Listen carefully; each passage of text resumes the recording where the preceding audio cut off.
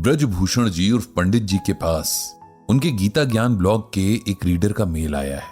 Mails तो उन्हें दिन भर में कम से कम 4-5 आ ही जाते हैं, जिनमें कभी गीता ज्ञान से जुड़े क्वेश्चंस तो कभी किसी प्रॉब्लम का गीता ज्ञान के जरिए सॉल्यूशन ढूंढने की बात होती है। लेकिन ये मेल बाकियों से कुछ अलग है। इसमें प्रॉब्लम तो है और सॉल्यूशन ढूंढने की चाह भी है, लेकिन साथ में एक ऐसा सवाल भी जो कभी न कभी हर किसी के दिमाग में आता ही है। यह सवाल इंसान कभी खुद से तो कभी अपने क्लोज लोगों से पूछता है, और मोस्टली जिस भी भगवान को मानता है उनसे भी पूछता है। सवाल क्या था ये जानने के लिए आपको उसके मेल को सुनना होगा। पंडित जी, आपको ये मेल लिखते हुए मैं बहुत डिस्टर्ब्ड हूं, इतना डिस्टर्ब्ड कि मेरा किसी से बात करने का मन ही नहीं है। लेकिन फिर भी मुझे किसी ने आपके ब्लॉग की कुछ बातें व्हाट्सएप पर भेजी और मुझे लगा कि जब आपके अकॉर्डिंग गीता में हर सवाल का जवाब है तो मुझे भी मेरा जवाब मिल ही जाएगा। मेरा नाम राजेश है, मैं लगभग 55 साल का हूं, शादीशुदा हूं, एक बेटा है और बाय प्रोफेशन एक केमिस्ट हूं। मुझे लगता है कि भगवान ने मेरी किस्मत तब लिखी जब वो किसी बात पर चिढ़े हुए थे, तभी तो दुनिया भर की प्रॉब्लम्स, टेंशंस सब मेरी किस्मत में लिख दिए। मेरा पूरा बचपन टेंशन में बीता।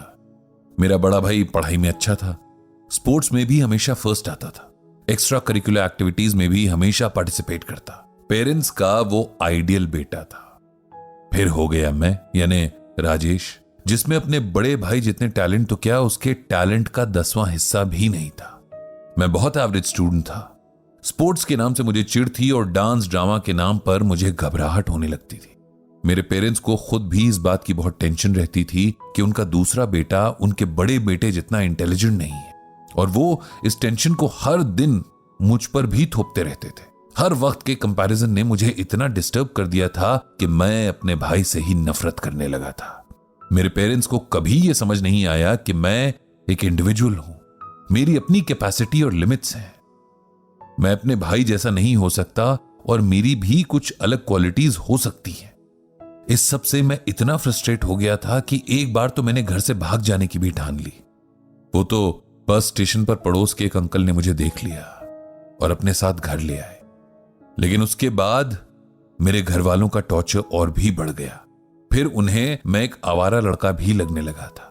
इस तरह मेरे बचपन का सबसे कीमती टाइम वेस्ट हो गया। किसी तरह स्कूल की पढ़ाई पूरी की और मैंने फार्मेसी का कोर्स करना चाहा तो मम्मी पापा को इसमें भी दिक्कत हो गई।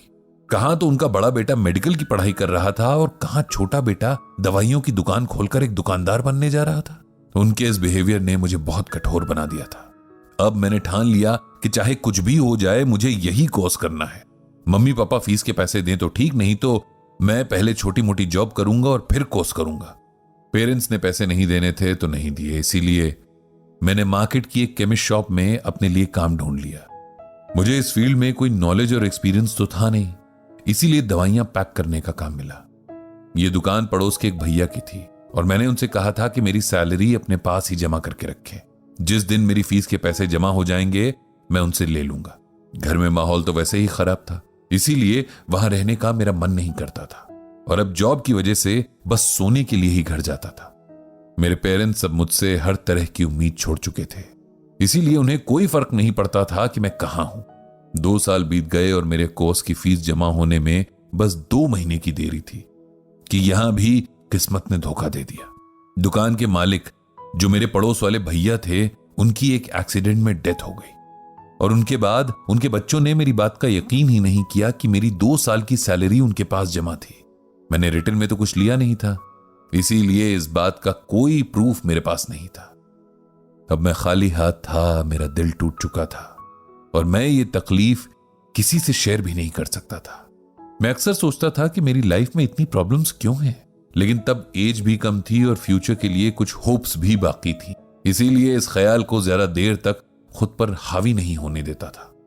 केमिस्ट शॉप में 2 साल काम करने के बाद मुझे इस काम की डिटेल्स तो पता चली चुकी थी, बस मेरे पास वो डिग्री नहीं थी जो इसे चलाने के लिए जरूरी होती है। एक बार बातों बातों में मेरे एक दोस्त ने बताया कि अब 2 साल के डिप्लोमा वाले भी केमिस्ट शॉप खोल सकते हैं और डिप्लोमा की फीस भी कम है। इस बात से मुझे एक नई हिम्मत मिली और मैंने आखिरी बार अपने पेरेंट्स से बात करने की कोशिश की, लेकिन उनका जवाब वही था जो 2 साल पहले था। उन्हें अपने बेटे को दुकानदार बनते देखने में कोई इंटरेस्ट नहीं था।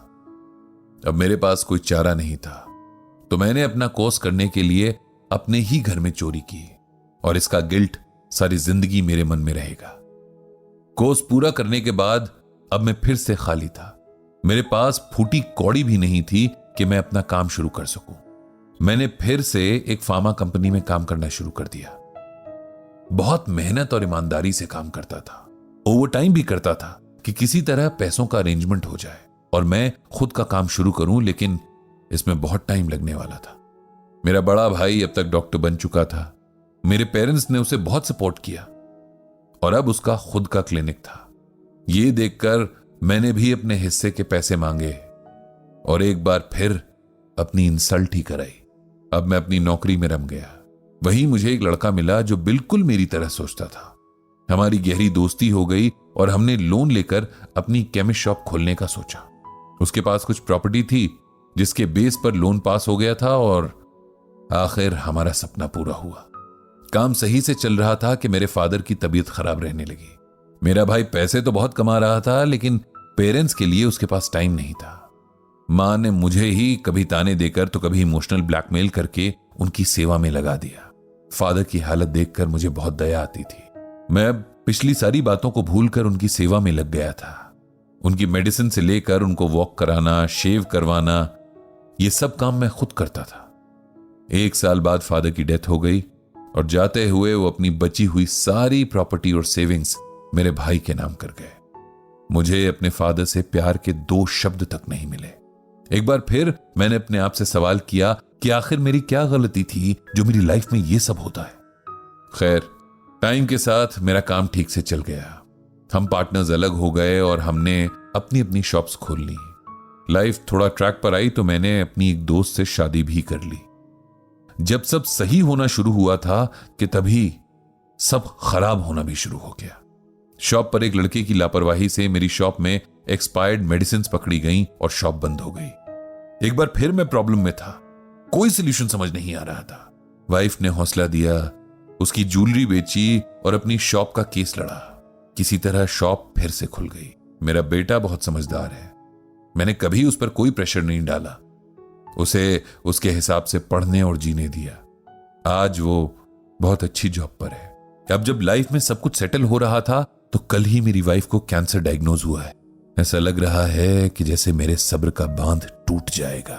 आखिर मेरी क्या गलती थी जो मेरी लाइफ में इतनी प्रॉब्लम्स आई और कभी सुकून से मैं रह ही नहीं पाया। मैंने तो कभी किसी का बुरा नहीं किया, फिर मेरे साथ ही ऐसा क्यों? पंडित जी, आप ही इस सवाल का जवाब दीजिए। पंडित जी ने सारी कहानी पढ़ी, समझी और जवाब में गीता का यह श्लोक लिख कर दिया। प्रकृतिम स्वामवष्टभ्यः विसृजामि पुनः पुनः भूतग्रामिमं कृत्स्नम वशम प्रकृतेर्वशात्। इस श्लोक में भगवान श्री कृष्ण कहते हैं कि मैं इस सारी प्रकृति को वश में करके बार बार बनाता हूं और यहां सभी प्राणियों को उनके कर्मों के अनुसार जन्म देता हूं। हम सब ये बार बार भूल जाते हैं कि आत्मा एक शरीर से दूसरे शरीर में जाती है, हर बार पिछले जन्म के अच्छे बुरे कर्मों का भार साथ लेकर।